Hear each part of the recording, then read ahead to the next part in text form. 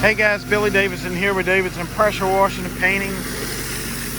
Cleaning some dumpster pads today. This is one that we're doing reoccurring. This one's actually running twice a week now.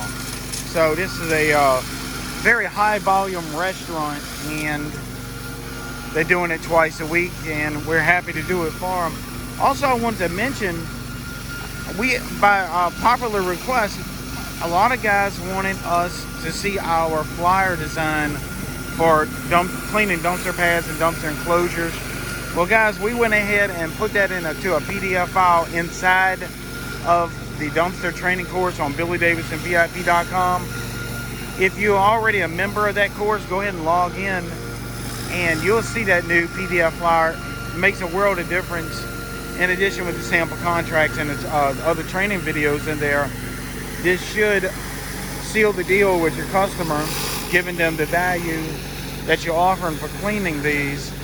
And with good results. We've trained dozens of guys around the country doing this, and they're having incredible results with it. If you haven't joined, go ahead and join now before they increase the price for that new flyer design being in there. And go ahead and hop in and start landing some of this reoccurring money. This can be done in the winter time. A lot of guys ask us, can this be done in the winter time? And of course it can be. I'm gonna show you why. Really important. A lot of dumpster pads, now I will say not all, but a lot of dumpster pad enclosures have a hot and cold water. So this is our cold side, this is our hot side. You don't even need hot water, especially if they have hot water here. If they have hot water here, you can de-ice this thing with some hot water. It doesn't take but a minute to do. I've done plenty of them like that. Just kind of de-ice it, or if you have hot water on your trailer, de-ice it. Obviously there are some other de-icing chemicals and compounds that you could spray through a pump out sprayer to come in here and clean these dumpster pads. And oftentimes there's not a lot of ice in these unless you have some extreme weather, just because they're enclosed. And the only thing you get is falling participation in here instead of like blowing rain and snow and ice, that sort of thing too. Sometimes they don't get a lot in here, but it's really important to get these cleaned even if it's cold weather. Obviously, you want to pick up the trash and, you know, sanitize it, degrease it, that sort of thing. But as you see here, we also include this loading dock area as well. They not only use this as a dumpster enclosure, but it's in addition a loading dock. So I'll show you the sign on the door. So what happens, you have dumpster contaminants running out onto this loading and unloading dock area, and it could definitely cause a slip hazard. So this is another reason to keep them clean. And we go over all of that in the course on BillyDavidsonVIP.com. So you can go grab that if you need some more information. Steps is another big problem. You know, it's a dumpster area, a restaurant, and these get greasy. We degrease them really good, pressure tip them off, and what I always like to do before I leave is make sure it's a non-slip surface.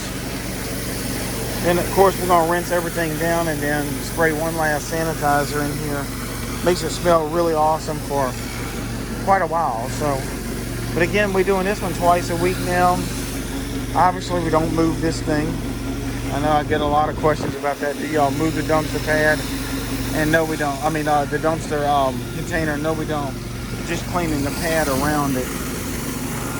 I have had success with calling the number on some of these containers and finding out when the driver's coming through, and if it needs cleaned under it, have them drag it out. And you know, that's an arrangement you gotta make. Obviously you gotta be paid for your time, because they gotta drag it out and then push it back in, that sort of thing. And oftentimes I'll get the driver's number, his personal cell number, and let them know, hey, we got it cleaned, you can push it back in place. And oftentimes they run in a route in the area. What I like to do is coordinate that with him. Let's say if he's going to pull it out at 7:30 a.m. I'm gonna be here waiting on them to set up. Go ahead and get it clean, and then call them within 20 minutes. Say, hey man, come push it back in. We've done that probably 150, 200 times over the years. But most of the time we don't move the dumpster container. We just wash around it. But I would like to have this thing drug out of here about, I would say, you know, I would like to do it every 3 months. I don't know if I can make those arrangements with the driver, but at least every 4 or 5 months have this thing drug out, maybe 2 to 3 times a year. That way I can just clean under it real good, because that could be a culprit of odor under that container.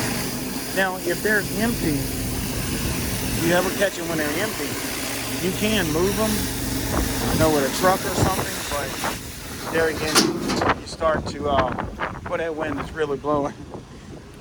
If you're still trying to drag it in and out with a truck, that starts to be a little bit too much. So anyway, guys, we're gonna finish doing our thing here, wrap this up, move on. We got a lot of other stuff to do today, and we'll make some money. Guys, anyway, if you want to learn how to clean these dumpster pads, go to BillyDavidsonVIP.com. There'll also be a link in the description as well. Just click on that link, scroll down, some bunch of other training videos in there as well. And I'm gonna let y'all go before I get blown away. Again, I'm Billy Davidson here with BillyDavidsonVIP.com, and I hope to see you in the next video.